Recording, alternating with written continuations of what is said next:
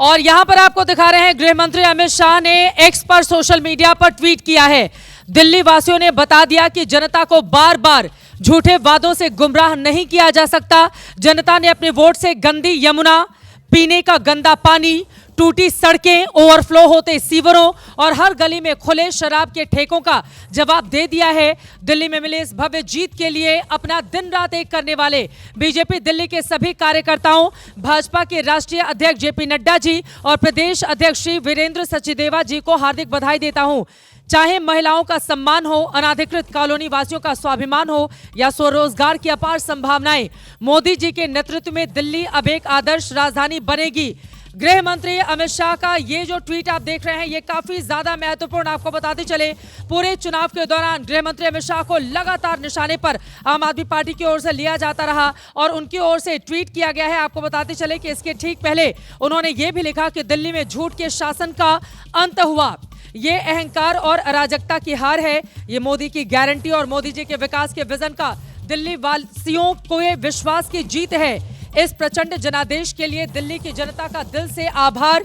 मोदी जी के नेतृत्व में भाजपा अपने सभी वायदे पूरे कर दिल्ली को विश्व की नंबर 1 राजधानी बनाने के लिए संकल्पित है। यह गृह मंत्री की ओर से लिखा गया है, ट्वीट किया गया है और उसके ठीक पहले आपको बताते चले, वो लिखते हैं, दिल्ली के दिल में मोदी। गृह मंत्री अमित शाह ने जो पहला ट्वीट किया है उसमें है, दिल्ली के दिल में मोदी और कमल का फूल लगाया है।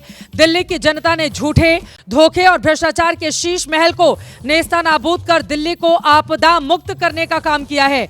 दिल्ली ने वादा खिलाफी करने वालों को ऐसा सबक सिखाया है जो देश भर में जनता के साथ झूठे वादे करने वालों के लिए मिसाल बनेगा। यह दिल्ली में विकास और विश्वास के एक नए युग का आरंभ है। गृह मंत्री की ओर से एक के बाद एक लगातार 3 ट्वीट किए गए हैं, जिसमें एक तरफ प्रधानमंत्री का धन्यवाद करते हुए लिखते हैं, दिल्ली के दिल में मोदी। दूसरी तरफ बताते हैं कि अहंकार अराजकता की हार है आम आदमी पार्टी के लिए। और तीसरे ट्वीट में वो लिखते हैं कि दिल्ली की जनता को झूठे वादे से गुमराह नहीं किया जा सकता और यही जीत इस वक्त परिलक्षित हो रही है भारतीय जनता पार्टी के 48 के आंकड़े में। जल्दी नीरज, आपको रोकना पड़ा था गृह मंत्री के।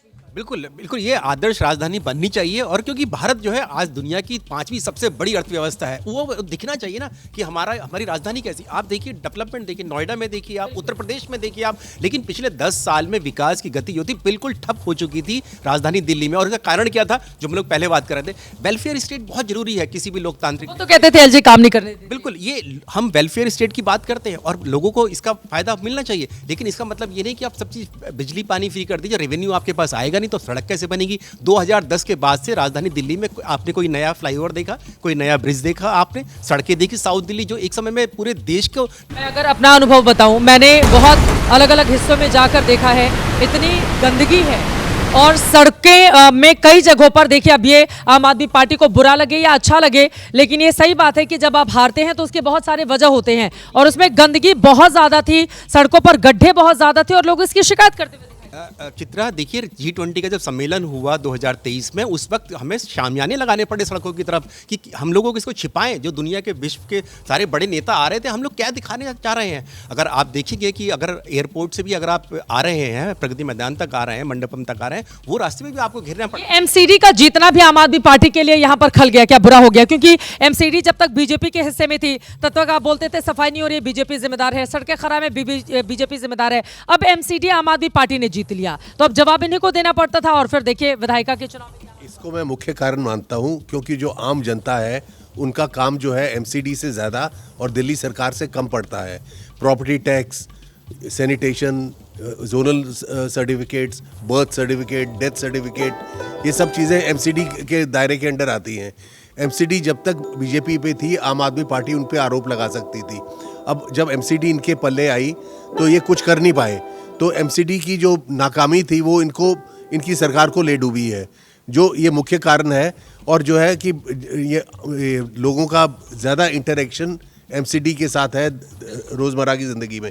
लेकिन इसका मतलब ये नहीं है कि अब ये बीजेपी आई है तो बीजेपी को एक लीडर ऐसा बनाना पड़ेगा, मुख्यमंत्री जिसकी विजन हो, जो दिल्ली के बारे में जानकारी। लेकिन बीजेपी के साथ एक प्लस पॉइंट तो है राखी जी, और वो ये है कि नरेंद्र मोदी, क्योंकि ये डबल इंजन की सरकार, ये बात सच है कि किसी भी राज्य में अगर हम देखें, अगर बीजेपी या एनडीए का शासन है, और ये देखिए यहाँ पर यमुना की वो लहरें जो हमेशा दिल्ली वालों को परेशान करती थी, क्योंकि हमेशा झाग, बदबूदार पानी, गंदगी, और केजरीवाल ने 2020 में कहा था यमुना साफ नहीं कर पाया तो फिर आप मुझे वोट नहीं देना, और फिलहाल वो खुद भी चुनाव हारे, उनकी पार्टी भी सत्ता से। नहीं, ये आप ठीक कह रही थी। जो गुड गवर्नेंस की बात हो रही है, सुशासन की जो लगातार बात होती है, सिर्फ बात नहीं है। आप भी हमेशा ट्रैवल करती हैं, बहुत जगह हम भी करते हैं, तो ये बात है कि कैसे लोगों को फ़ायदा पहुंचाया जाए, उनको अच्छी सड़क, अच्छी स्वास्थ्य सुविधा, अच्छा एजुकेशन, महिलाओं पे खासा ध्यान हमेशा रहता है, आप देख रहे हैं। तो मोदी, ये जो संकल्प पत्र था, जो मोदी जी की गारंटी है, उसको अगर आप पूरा जो भी पढ़ता है, उसमें सारी बातें जो है एक एक करके लिखी हुई हैं, और वो सबके लिए निहित है।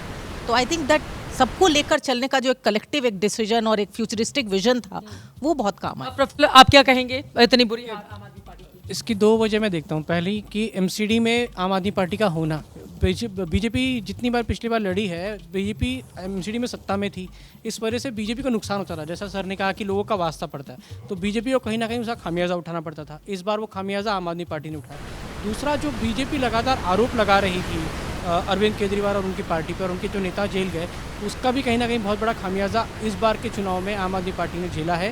क्योंकि थोड़े दिन पहले नगर निगम चुनाव हुए थे, 1.5 साल पहले, तब आम आदमी पार्टी जीत कर आ गई, लेकिन नगर निगम में आना उसके लिए बहुत बड़ी सरदर्दी बन गई, और उसका नतीजा। लेकिन एक और चीज देखिए, नई दिल्ली सीट की अगर मैं बात करूं, 1,07,000 के आसपास वहां पर वोटर, क्या ये जो शीश महल का मुद्दा था, अरविंद केजरीवाल से ये उम्मीद दिल्ली की जनता नहीं करती थी कि आप शीला दीक्षित के एसी काउंट करिए और अपने लिए शीश महल बनवा ली? तो याद है, अरविंद केजरीवाल एक गाड़ी में घुमा करते थे, वैगनर में, नीले कलर की वैगनर।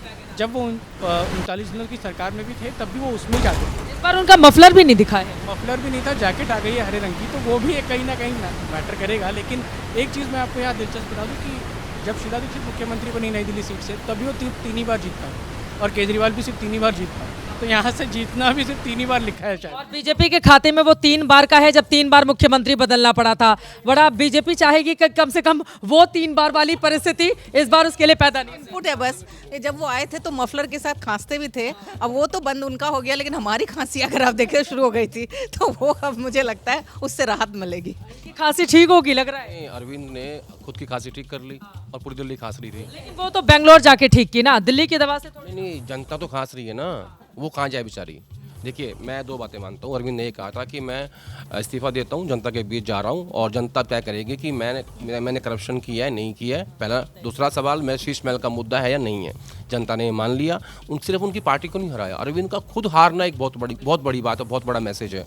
दूसरा, मुझे लगता है कि मिडिल क्लास का जो वोटर है, जो अक्सर विधानसभा चुनाव में अरविंद को वोट करता था, आम आदमी पार्टी को वोट करता था, लोकसभा चुनाव में मोदी को वोट करता था, इस बार वो 12 लाख तक की जो टैक्स की छूट हुई है वो, और 8वां पे कमीशन, मुझे लगता है ये 2 महत्वपूर्ण मुद्दे रहे हैं।